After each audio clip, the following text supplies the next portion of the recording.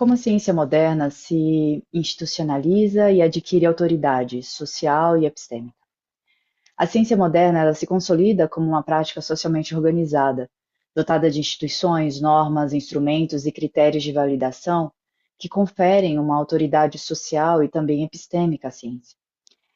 Diferentes tradições da história e da filosofia da ciência mostram que a autoridade é construída historicamente, em articulações com práticas técnicas, econômicas e também políticas. Colin Ronan, no livro A História Ilustrada da Ciência, volume 3, publicado em 1987, demonstra que a institucionalização da ciência ocorre quando o conhecimento da natureza passa a ser produzido e reconhecido em espaços como universidades, na academia e também em observatórios.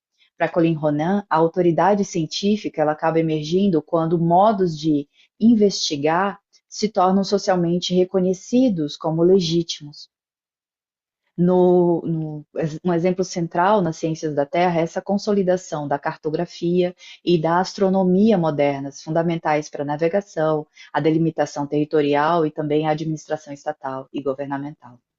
Para Pierre Tullier, no livro de Leonardo da Vinci e o Nascimento da Ciência Moderna, de 1994, aprofunda essa análise quando mostra que a ciência moderna nasce da articulação entre prática, técnica, experiência e também a reflexão teórica, e rompe com a imagem do cientista como um sujeito puramente abstrato e neutro.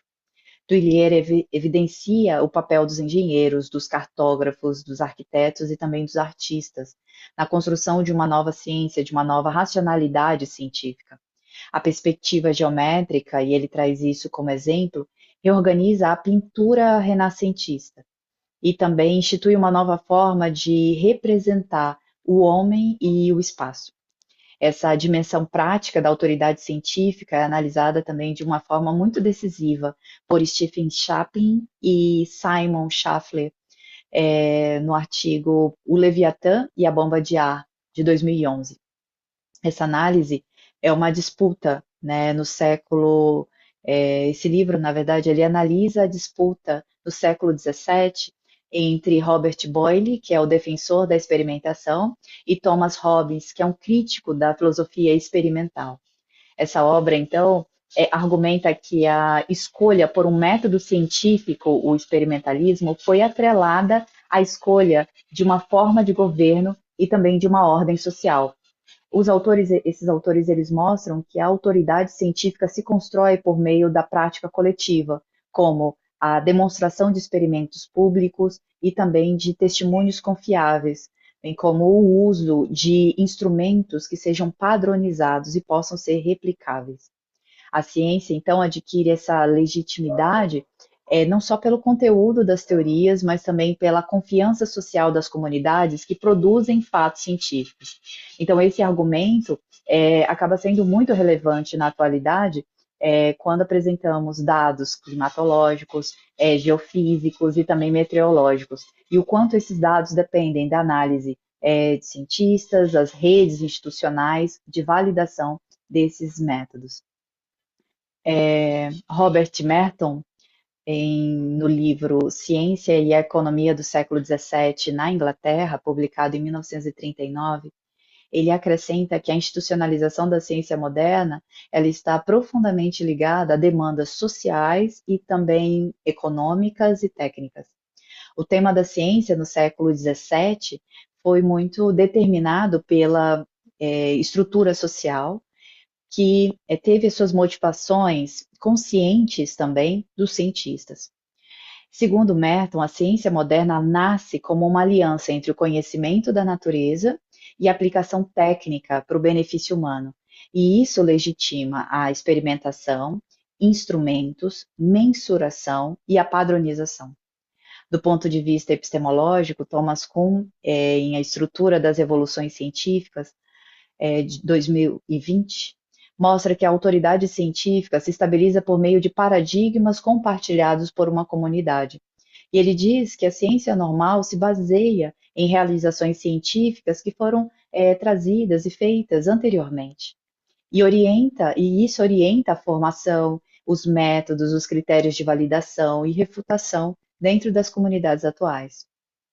Por outro lado, Karl Popper, no livro A Lógica da Pesquisa Científica, de 2004, localiza a ciência como um sistema de conjecturas, refutações e testes de falsibilidade, enfatizando que o conhecimento científico se legitima por uma abertura permanente ao erro.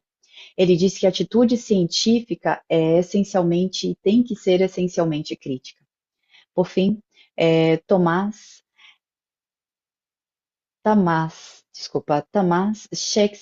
Sheixarani, no capítulo publicado em 2001, evidencia que a ciência moderna é analisada como uma parte constitutiva do desenvolvimento econômico, e não como uma esfera autônoma e neutra.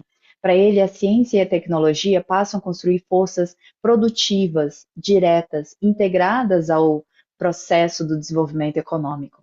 Para ele, as transformações científicas e técnicas, elas ali pensando no processo da primeira revolução industrial e da segunda, não podem ser compreendidas de uma forma isolada das mudanças econômicas e sociais da época. Ele diz também que as mudanças científicas e tecnológicas acontecem de forma progressiva e estão associadas às estruturas produtivas e econômicas da época. Enfim, essa articulação entre ciência, tecnologia e sociedade que estão aqui presentes em Colin Ronan, em Chapin Schaffler, Pierre Tullier, Merton Kuhn, Karl Popper e também Tamás, torna a evidência geocientífica não apenas como um produto técnico, mas como um elemento que é central na vida pública e na pesquisa e na ciência moderna, principalmente em um mundo marcado pela crise ambiental, por desigualdades sociais e também pelas mudanças climáticas.